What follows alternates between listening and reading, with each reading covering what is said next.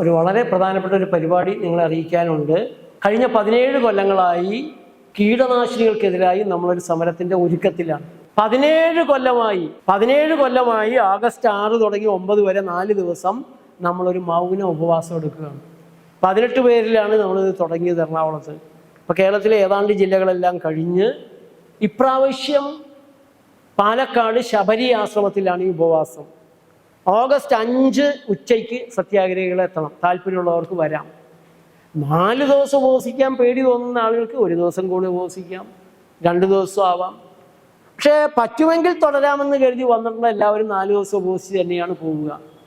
4 ദിവസം ഉപവാസം കഴിഞ്ഞ് ബാഗ് എടുത്ത് തോളെ തൂക്കി ബസ് സ്റ്റാൻഡിലേക്ക് നടന്നു പോകുന്ന സത്യാഗ്രഹികളാണ് കേരളം കണ്ടിട്ടുള്ളത്. നമ്മുടെ നാട്ടിൽ 3 ദിവസം ഉപവസിക്കുന്നവരെ കൈക്കും കാലിലും പൊക്കി ആംബുലൻസ് കയറ്റി മെഡിക്കൽ കോളേജിൽ കൊണ്ട് ഡ്രിപ്പ് കൊടുക്കുന്നതാണ് നിങ്ങൾ കാണുന്നത്.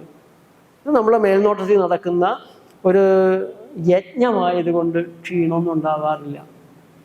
ചിലർ ഛർദ്ദിക്കും, അസിഡിറ്റി കൂടിയുള്ളവർ ഛർദ്ദിക്കും. അപ്പോൾ അതിനുള്ള പരിഹാരം നമ്മളവിടെ ചെയ്യും. അതല്ലാതെ വേറെ കുഴപ്പമൊന്നും കാണാറില്ല. ഏതായാലും ഇപ്രാവശ്യത്തെ ഉപവാസം പ്രത്യേകത ഒന്നുള്ളത്, ഹിരോഷിമയിൽ ബോംബിട്ട സമയം തുടങ്ങി നാഗസാക്കിയിൽ ബോംബിട്ട സമയം വരെ ആഗസ്റ്റ് 6 രാവിലെ തുടങ്ങി 9 ഉച്ചവരെയാണ് നമ്മുടെ ഉപവാസം. VS അച്യുതാനന്ദൻ വന്നിരുന്നു. സുകുമാർ അഴീക്കോട് സാർ നമ്മുടെ രക്ഷാധികാരിയായിരുന്നു. മിക്കവാറും പ്രാവശ്യങ്ങൾ അദ്ദേഹം ഉദ്ഘാടനത്തിലൊക്കെ വരുമായിരുന്നു. MA ജോൺ സാർ ഉണ്ടായിരുന്നപ്പോൾ 2 പ്രാവശ്യം ഉപവസിച്ചു നമ്മളോടൊപ്പം. മിണ്ടാതിരിക്കുന്നതിൻ്റെ ഒരു ബുദ്ധിമുട്ട് അദ്ദേഹം പറയുകയുണ്ടായി. അദ്ദേഹം സംസാരപ്രിയനാണ്.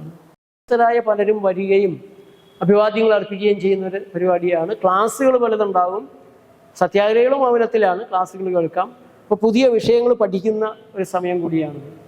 ഇപ്രാവശ്യം ജപ്പാനിലെ ഹിരോഷിമയിലെ ഒരു സമാധാന പ്രവർത്തക സംഘം ഓൺലൈനിൽ നമ്മളുമായിട്ട് ചേരുന്നുണ്ട്. അതാണ് ഇപ്രാവശ്യത്തെ ഒരു പ്രത്യേകത. പിന്നെ ഗുജറാത്തി വിദ്യാപീഠിൻ്റെ വൈസ് ചാൻസലറായിരുന്ന ഡോക്ടർ സുദർശൻ അയ്യങ്കാർ അദ്ദേഹം വരുന്നുണ്ട്. മഹാദേവ് ദേശായി ഗാന്ധിജിയുടെ സെക്രട്ടറി ആയിരുന്നു. അദ്ദേഹത്തിൻ്റെ മകൻ നാരായൺ ദേശായി ഒരു ഗാന്ധി കഥ നടത്തിയിരുന്നു ഇന്ത്യയിൽ, ഒരു വലിയ പര്യടനം. അദ്ദേഹം മരിച്ചതിന് ശേഷം ശോഭന രാധാകൃഷ്ണയാണത് നടത്തുന്നത്. അവർ ഗാന്ധി കഥ പറയാൻ വരുന്നുണ്ട്.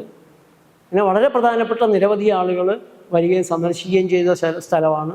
ശബരി ആശ്രമമാണെങ്കിൽ ഗാന്ധിജിയും കസ്തൂർബയും 3 പ്രാവശ്യം വന്ന് സന്ദർശിച്ചിട്ടുള്ളതാണ്. ഗാന്ധിജി നട്ട തെങ്ങ് അവിടെയുണ്ട്. ഗാന്ധിയും കസ്തൂർബയും പ്രാർത്ഥനയ്ക്ക് ഇരുന്ന മുറിയിൽ നമ്മളിരിക്കും.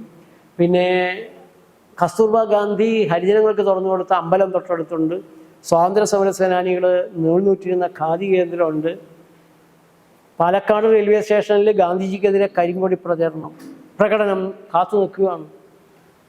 TR കൃഷ്ണസ്വാമി അയ്യരെ പാലക്കാട് അഗ്രഹാരത്തിൽ നിന്ന് ഭ്രഷ്ട് കൽപ്പിച്ച് പുറത്താക്കിയ അയിത്തവാദികൾ ഗാന്ധിജിക്കെതിരായിട്ട് കൈക്കൊടി.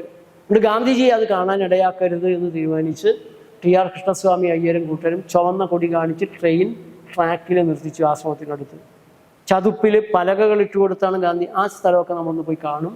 അങ്ങനെ വളരെ ചരിത്ര പ്രധാനമുള്ള ഈ ആശ്രമം സന്ദർശിക്കുക എന്നുള്ളത് തന്നെ സ്വാതന്ത്ര്യം, നമ്മൾ ഈ അനുഭവിക്കുന്ന സ്വാതന്ത്ര്യത്തോടുള്ള ഒരു നീതിയാണ്. അവിടെയുള്ള ഉപവാസത്തിന് നിങ്ങളെല്ലാവരും വരണം. 500 രൂപയാണ് രജിസ്ട്രേഷൻ ഫീസ്. ഉപവസിക്കാൻ 500 രൂപ നൽകണം. ഈ 17 വർഷങ്ങളും അങ്ങനെയാണ് നടന്നിട്ടുള്ളത്. ഉപവാസത്തിൻ്റെ മൈക്ക്, നോട്ടീസ്, അങ്ങനെയുള്ള ചിലവുകൾ നമ്മൾ അതിലാണ് നടത്തുന്നത്. അതുകൊണ്ട് കഴിയുന്നത്ര ആളുകൾ സന്ദർശിക്കാനെങ്കിലും വരണം, പേര് തരണം.